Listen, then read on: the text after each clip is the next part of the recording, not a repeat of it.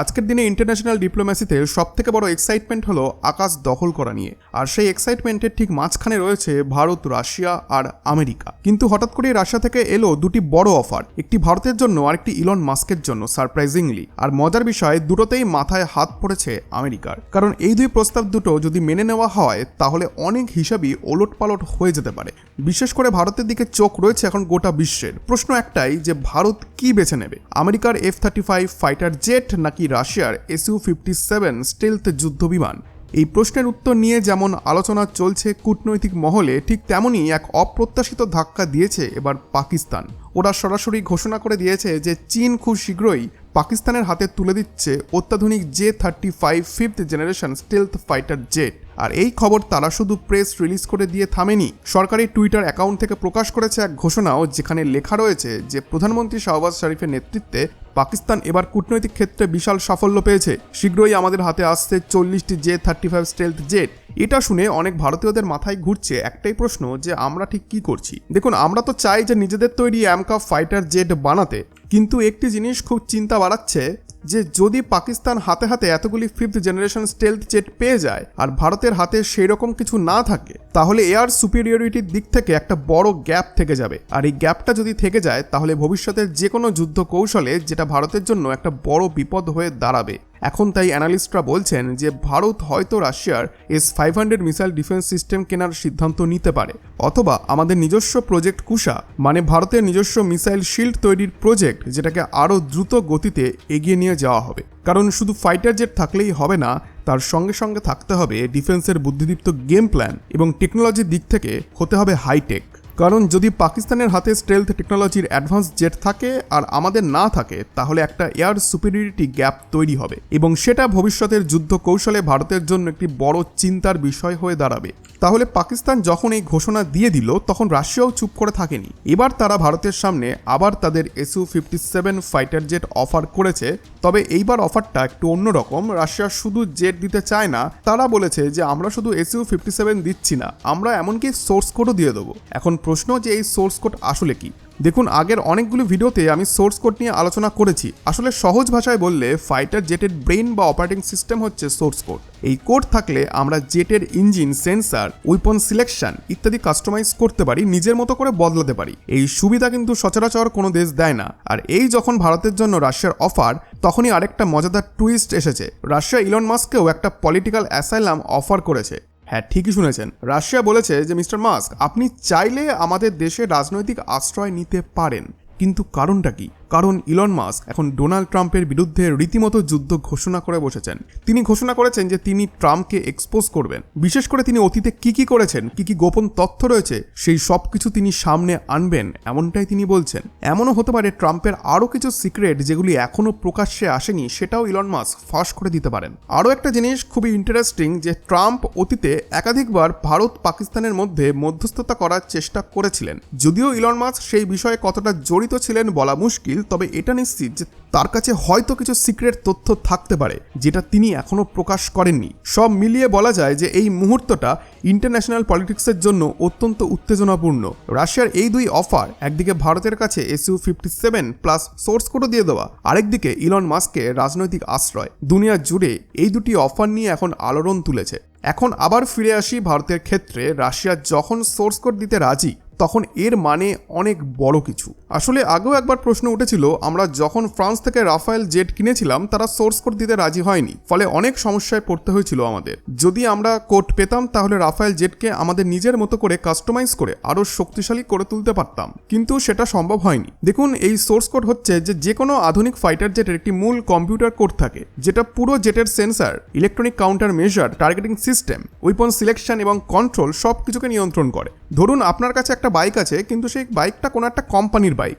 এই কারণে আপনি তাতে কোনো রকম মডিফিকেশন করতে পারবেন না। যদি সেই কোম্পানি চায় তাহলে সেই কেবলমাত্র সেই বাইকে মডিফিকেশন করতে পারে, কিন্তু যদি সেই কোম্পানি আপনাকে ফুল পারমিশন দিয়ে দেয় যে কোনো কাস্টমাইজেশন করার, তখন আপনি বাইকে যে কোনো ধরনের মডিফিকেশন করতে পারবেন। আর এই সেম জিনিসটা সোর্স কোডের ক্ষেত্রেও অ্যাপ্লিকেবল। এই কারণে যদি কোনো দেশের কাছে ফাইটার জেটের সোর্স কোড থাকে, তাহলে তারা সেই জেটকে নিজেদের মতো মডিফাই, আপগ্রেড এবং লোকাল ওয়েপন সিস্টেমের সঙ্গে ইন্টিগ্রেটও করতে পারবে। উদাহরণস্বরূপ, যখন আমরা ফ্রান্সের রাফায়েল জেট কিনেছিলাম তখন অনেকেই জিজ্ঞাসা করেছিল যে আমরা কি এর সঙ্গে ব্রাহ্মস মিসাইল ব্যবহার করতে পারি। উত্তর হচ্ছে না, পারবো না। কারণ ব্রাহ্মস হলো রাশিয়া ও ভারতের যৌথ প্রযুক্তি, আর রাফালে হলো সম্পূর্ণ ভিন্ন ফ্রেঞ্চ প্ল্যাটফর্ম। এটা ব্যবহার করতে গেলে ফাইটার জেটের ভেতরে কম্পিউটার এবং ওয়েপন সফটওয়্যারে পরিবর্তন আনতে হয়, যেটা শুধু সোর্স কোড থাকলেই সম্ভব। তবে যদি আমাদের কাছে রাফালের সোর্স কোড থাকতো, আমরা চাইলে ব্রাহ্মস, আকাশ, অস্ত্র সবকিছুতে এটিকে ইন্টিগ্রেট করতে পারতাম। এখানেই শেষ নয়, আরও একটা গুরুত্বপূর্ণ বিষয় হলো পাইলটদের ইউজার ইন্টারফেস ও ককপিট সেট আপ। আমাদের পাইলটেরা বেশিরভাগ সময় রাশিয়ান জেটেই প্রশিক্ষিত, দে আর ট্রেন্ড ফর দিস। তাই তারা ওই স্টাইলের র্যাডার, সেন্সর, কন্ট্রোল সিস্টেমের সঙ্গে অভ্যস্ত। হঠাৎ যদি তাদের সামনে একেবারে ভিন্ন কোনো ফ্রেঞ্চ বা আমেরিকান ককপিট আসে, তাহলে শেখার জন্য সময় তো লাগবেই। কিন্তু যদি সোর্স কোড আমাদের হাতে আসে, তাহলে আমরা পুরো সিস্টেমটাকেই এমনভাবে কাস্টমাইজ করতে পারি যাতে পাইলটেরা নিজের স্টাইলেই জেটকে কন্ট্রোল করতে পারে। ইন সিম্পল ওয়ার্ড, আজকের দিনে যদি ভারত কোনো বিদেশি জেট কিনেও ফেলে, কিন্তু সোর্স কোড ছাড়া সেই জেটের পুরো ক্ষমতা কাজে লাগানো সম্ভব নয়। আর এখন যখন রাশিয়া বলছে যে আমরা Su-57 এর পুরো সোর্স কোড দিতে রাজি, তখন এটা ভারতের জন্য একটা গেম চেঞ্জিং সুযোগ।